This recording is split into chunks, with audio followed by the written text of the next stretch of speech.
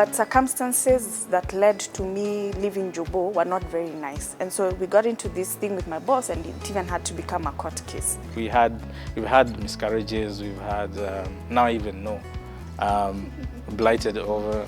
So, I mean, we had a couple of those on that journey, and it wasn't very interesting, you know. Then the doctor, I think they went to the same school with us, in the same very, very unschooled and very insensitive way, just put it out there and just told us, you know what, this is Down syndrome.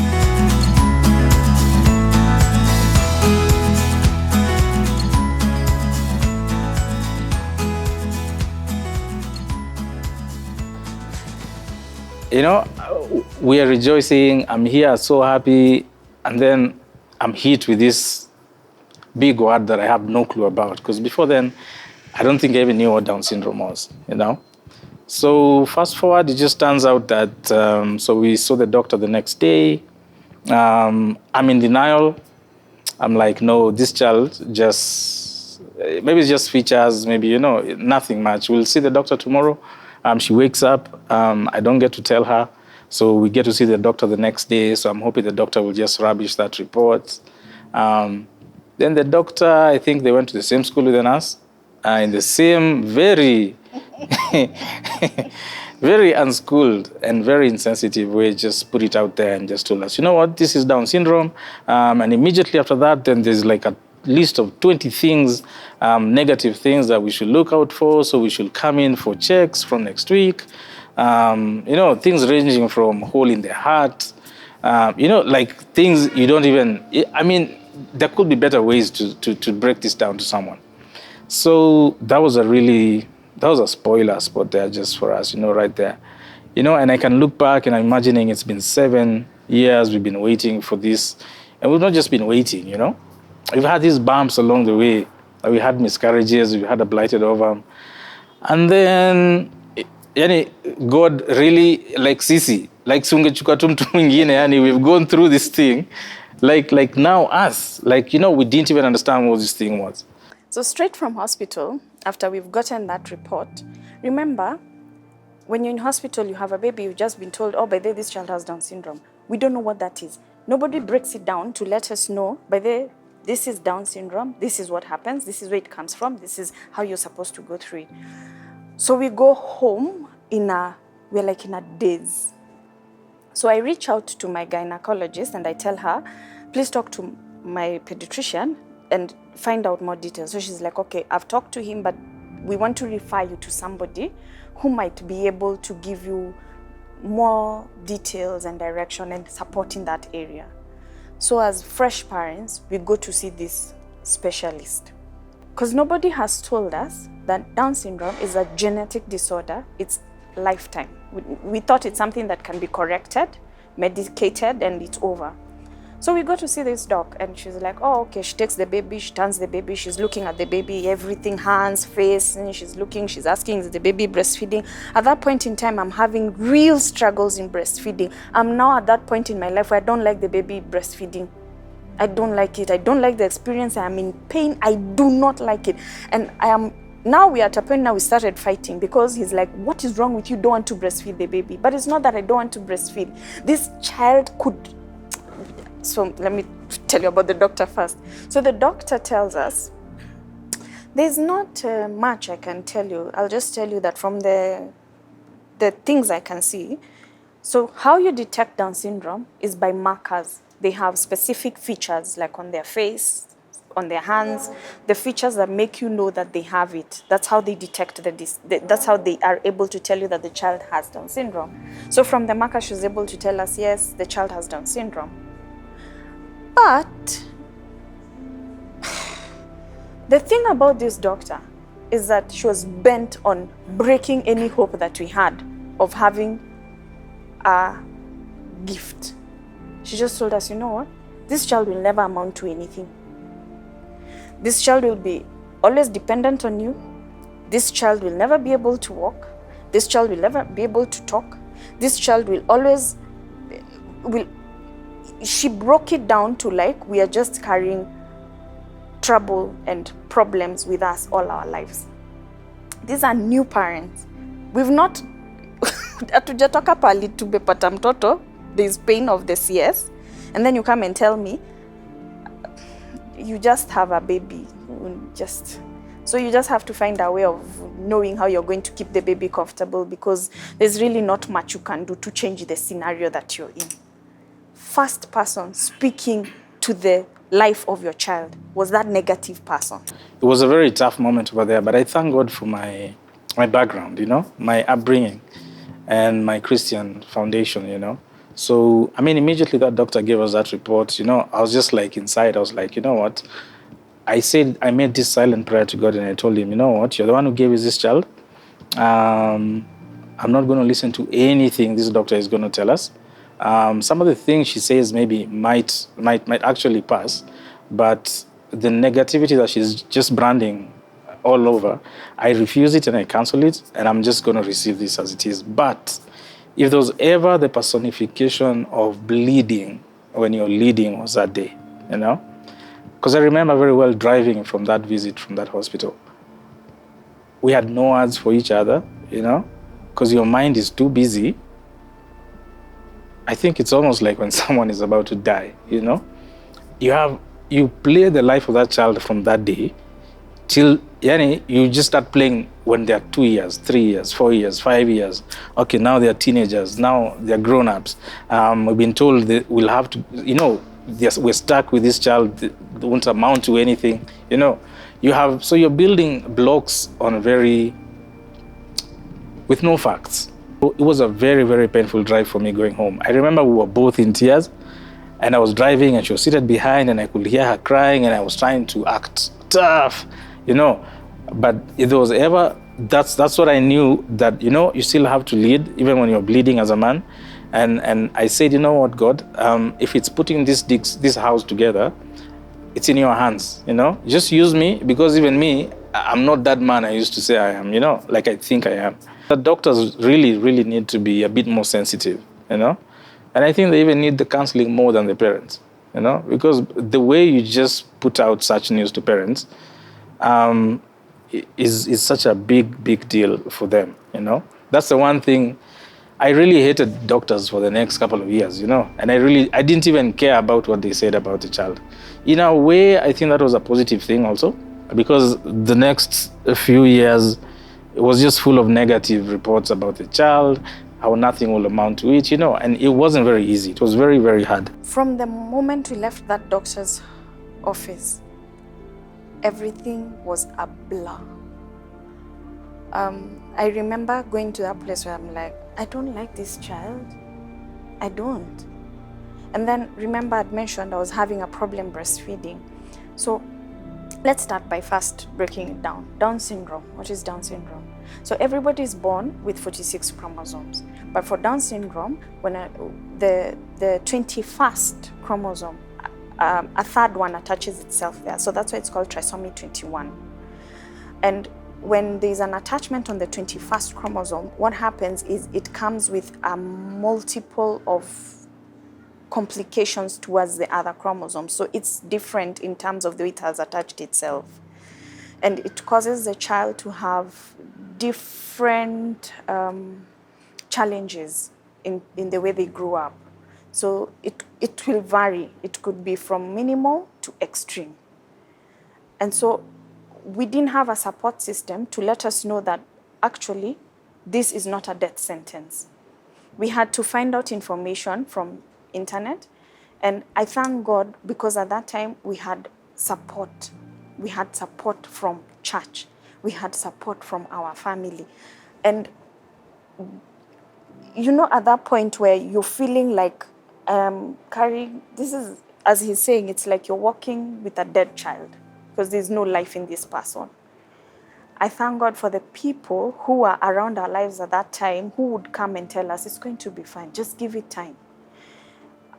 We couldn't be around each other because I was in another place. I did not want to see the child. So he started getting upset at me because I'm not taking care of the baby because I was angry.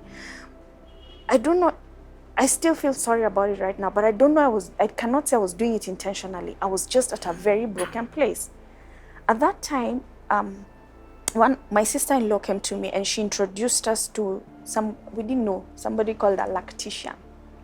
Amazingly, a lactician is her profession is to teach you as a new mom how to teach your child to breastfeed. So we started seeing the lactician. And this lactician, oh my, let me say an angel from heaven. That lady helped me so much with my child. Remember, my child is, because of the condition that she has a problem with her jaws. That's why she couldn't breastfeed, because the muscles are lax. So she can't breastfeed nicely. So what used to happen is she was hurting me because she can't latch. So we tried as much as possible, but it was not happening. So we ended up stopping to breastfeed, and we started doing spoon and a cup and spoon for a while, until we got a new doctor. Through the lactician, we got a new doctor who was amazing. And this doctor took us through, in fact, before she even dealt with our child, she was like, 2 sessions were for us, where she sat down with us and she told us, any hope of this child making it will result from you guys being positive and staying positive and becoming real about this story. You can't sit there moping about you having a child who has a problem. You need to step up. She was like, people are crying out there having no children. You have a child, but you've already killed even before you start living. That doctor was amazing. And from there, she was very, very keen. She was like, look, we'll start with basics, therapies. It was not easy. It was a very hard journey because I'm working. Thankfully, he's a businessman, so he had more hours in his hands. With 3 times visiting a therapist, it was expensive. It was taking a toll all around. And there are days I was like, no, I'm not going home. I don't feel like getting the situation. I'll just go there and find the situation as it is. Mtoto hajaweza kukula. As in, it was hard. But God is amazing. Because along our journey, we have met, I call them divine appointments. You meet somebody who is, you don't know this person, but this person downloads into your life something that brings a sense of hope that makes you want to see tomorrow. And that's exactly what happened in our journey. When we met this doctor, she spoke life. And from there, it started growing. Then we started going to the therapist. The therapist was amazing. You know, you go with a child, they're doing therapy, it is painful. The child is screaming, you're crying. So he used to tell us, you know what, you, toka, wendo kaka uko inje. You're making my work harder for this child. So he would take the child and he does his therapy with her. Should go every time she'd go, they were doing 45 to 1 hour, 1 hour and a half.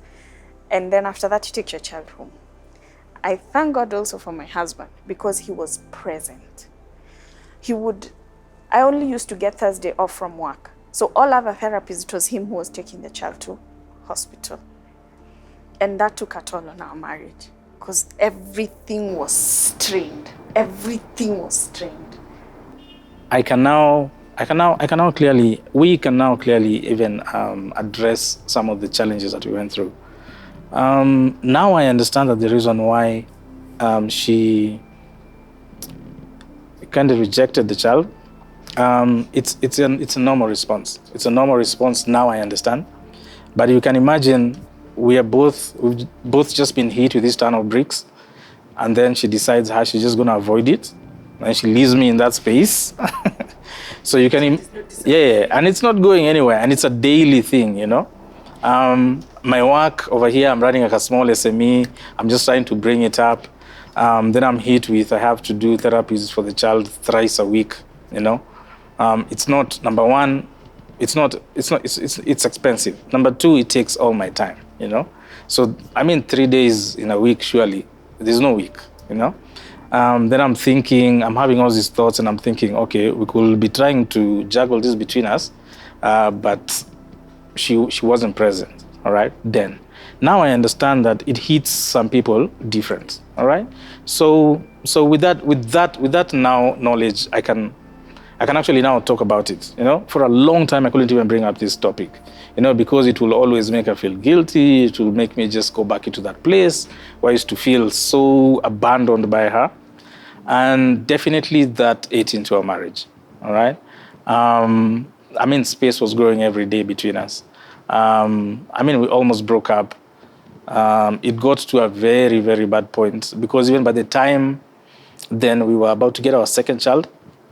So the new challenges come in, because you relieve the first day all over again. And now the doctors are like, you have so much fear. The doctors help pumping that fear into you.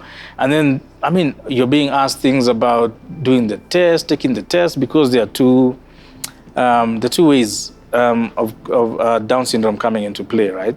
So one of them is genetically, is because of one parent can actually cause it. The other one, if you're predisposed by some certain things, so you have to do tests. And these tests are not like cheap, and they have to be done out of the country. And then at the end of the day, I'm thinking, so what's the use of doing a test to confirm something that is there, And number two, even if they found out which way it comes through, there's no way they can mitigate it, It's just knowing. So you're just getting bogged more, you're just getting into a deeper hole. So they're just letting you know what, you're in a deeper place than you thought you're in. So we got our second born 7 years again after, because there was more complications in getting pregnant again, in not just happening, So it was another 7 years before we got our second child. And halfway into that period, we almost broke up. It almost ate into our marriage. But luckily, God came through for us. I finally got to understand what actually goes on in this new space that we found ourselves in. Because without actually getting support and getting help and getting someone else to just explain to you how this journey goes, I think some of those things are irreversible. I don't even think those marriages can be saved without understanding some of those dynamics. I will say at the end of the day, with all this support and everything, though at the very beginning, I feel, even if family was around and church was around and friends were around us, they're also new in this space.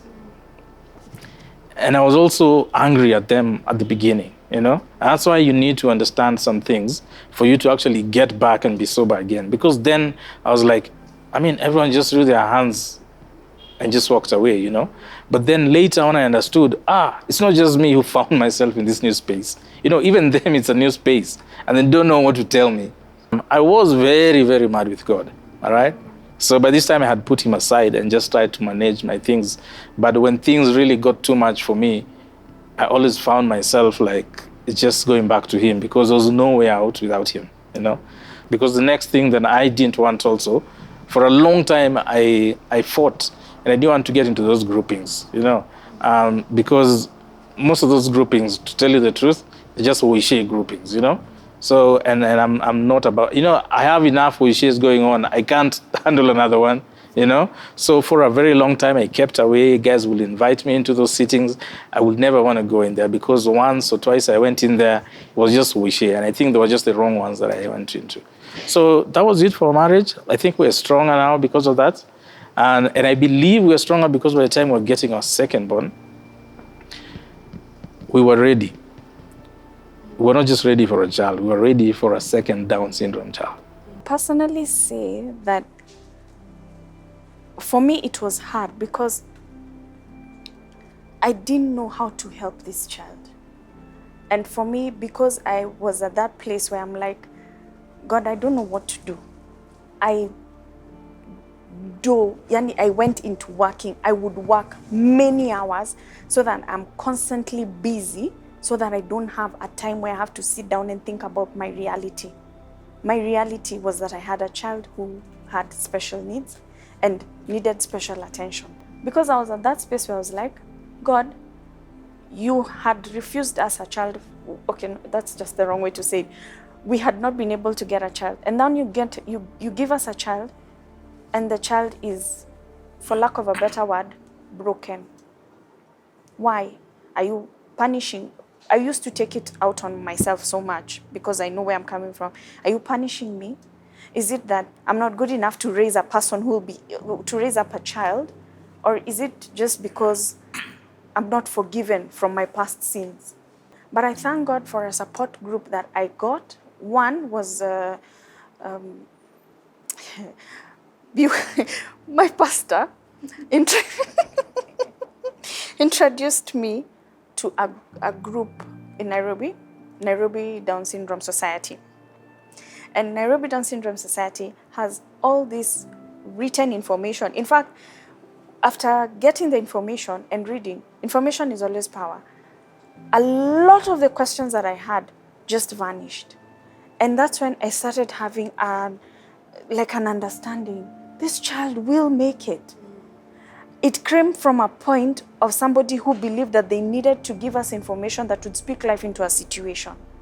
And that is where, for me, that is where my life started changing. When the people around me started giving me information that was going to be relevant to bringing me out of a place of feeling dark with this matter. So I joined Down Syndrome Society of Kenya. We used to have meetings with them. As you were saying, this was my journey. He was not accepting to go for the meetings because it was not a place where he was accepting it, but I was. And I would go for the meetings, and it was nice to be around other parents who are going through the same challenges that you're going through at that particular moment. So when you talk about them and you're like, okay, so it's like an onion. The things that were there to protect were now being ripped off. And so I started opening up to the possibility of actually enjoying having a child with Down syndrome. Went to see his grandmother, and his grandmother was like, God does not give bad gifts. Lift up your head and stop looking like somebody who is mourning. And that was a big moment for me, because she was like, no, God's gift do not bring sorrow. So stop acting like the child is dead. She's not dead. She's here now. You need to step up and stop being foolish. She was very categorical about it. She was not mincing her words. She was like, this is not somewhere where I'm feeling Oshe for you. This is the situation. You need to get out of that space. One of the scriptures that has helped us go through life has been Psalm 91. For us, the whole verse, Psalm 91, we've held on to it for dear life. You know, the ones where I can't make it. I need God. And Psalm 91 has been instrumental in our journey. And so we started speaking Psalm 91 to this child. We started proclaiming it over our daughter. We started talking. It was, even when you don't feel like praying, we had a standard agreement. Psalm 91. Standard agreement. We were not going to just let this thing, the child was not going to grow up like a weed. There was going to be structure. We are saying we are Christians. Then we had to step up and start acting like Christians in such a way that we let God order our steps. Because we had reached that place in our life where we were like, we'll try and make it. But it's not possible. Without Christ, we can't. We cannot make it without Christ. And so I love, because Psalm 37 verse 5 says, commit your ways to the Lord, and he will help you. For us, that has been so instrumental. Every time we face something and we don't understand what to do about it, we hold hands. We even have taught her. We sit with her and we hold her hand and we tell her we are praying about this matter because this one, only God can help us through it. And because we have involved God in our journey, we have been able to make it. There are days when you're like, ooh, you're immortal. We don't know how to get out of it. But he always surprises us. For me, a big surprise that came to our lives was 2015. I'd lost a job. Davy was working then, but things were not easy. It was hard. We took our child to a school, and because she's differently abled, I think the teacher was not very exposed to such children, so she was mean to her. And I remember him going to fight with the headmistress because enough times she came home and she had marks on her cheeks, like somebody was hurting her, like scratches, deep scratches, like literally, like somebody was doing this to her skin. And we're not understanding. So he went to school one day and he made noise. And from there, the headmistress started investigating. So we got to learn the teacher would pinch her with a biro pen like this and remove the skin off her cheeks because she was not coloring in between the lines. And that for me was one of the markers that society will always brand your children because they don't understand them. And from there, we stayed in the school for a little while, but deep down inside, you're not comfortable. The teacher was removed from the school and she got a new teacher and she loved the teacher. Then I got a job and we had to move out of town. So we were on this side of Mombasa Road and now we had to go to Waiyaki Way. And we were confused because we're like, everywhere we need to go, we need first to find a school for the child. There are not many schools in Nairobi that are affordable for special needs. This big miracle happened for us. A friend of mine got a job. She was called for a job, but she was not at a place where she could take the job, so she referred me. And when I went, I was given the job and I started working. I was working for an international school. And while there, I noticed that they have children who have special needs and they have therapists who come to see the children in school. And so I approached the management and I asked them if they could share with me the numbers of the therapists so that I can contact them myself. We try and get therapy for our child. At that time, because we were going through a hard financial time, we had stopped therapies. Remember, we had been going, by this time, we had been doing therapy for almost 4 years. And now we are at a place where there's no more finances, so we stopped therapies altogether. And now I've gotten a job, so we're like, now that you have a job with the income that is coming, let's try and resume the therapies. Because therapy for children with special needs, especially Down syndrome, is key to them having life. So the management gave me the numbers and they allowed me to talk to the therapists and we were like, okay, we'll see what to do. But then the head teacher called me one day for a meeting and she's like, I wanted to talk to you about something. I've been told about your child and I just wanted to know, would you be interested in bringing your child to this school so that while she's here, she can be getting therapy? Now, what you don't understand is this. This is not a normal school that I would walk in and say, let my child come to this school. No, it's an international school. It's not a school I would have ever thought that I'd be able to take my child. But we got the opportunity and were able to take her there. And while she was in school, she was able to get therapy for 3 more years. And let me tell you, by the time we were going there, my child was not speaking. She didn't have speech at all. So speech was very instrumental at that time. We needed her to have a speech therapist. She was not talking. But she had already surpassed many of the other milestones. She had sat, she had walked, and now we were at a place we were trying to get her to talk. So we were doing sign languages with her at that time because that's the only way we would have gotten communication between her and people around us and with us. And so we got therapy. So for 3 years, we did therapy with her. And while we were there, we got connected to somebody else who is now her therapist, her teacher, her friend, because she owns a school. So when she left that kindergarten, she joined her school, and that is where she is right now. So it was just, see, God works, how God works. It was divine connection. The minute we allowed God into this situation and we let go of having control because we were like, we are handling it ourselves. He checked in and checked in big because he was like, you need to understand that I am God. Our daughter right now, we can't keep her quiet. She talks and talks and talks and talks. I think we overdid the therapy. Speech. I would love for that lady who spoke into her life now to see her. She's riding her bike, 2 wheels, with no stabilizers. Wow. She runs. That girl has taught us. It's amazing. Even the little things. When power goes out, she didn't like darkness. So when power goes out, she's like, come. So we hold hands and she's like, dear God, please bring back power. And we sit.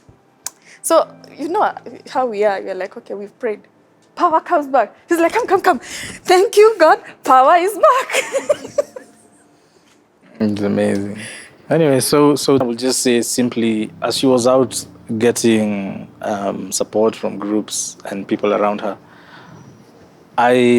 mine just started and ended with God. You know, I just went into my cocoon with God, because my life has fluctuated all through. If you're a normal Christian, life fluctuates. You know, so it has a lot of ups and downs.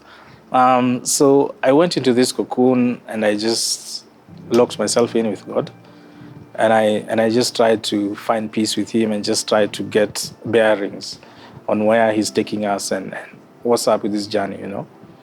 So I wouldn't say I got any of this support from groups or anything. God can actually do this, you know. He does it, and He did it for me, you know. Because by the time I came out of that place, Superman was like me. Let me just tell you, you know, Superman was like me. Because I came out, I was still in that place where she couldn't still make time with a child out of what I told you. But that didn't really become an issue anymore, you know. So what I said I was going to do, I was going to make up for that space and that time by the time she catches up, you know.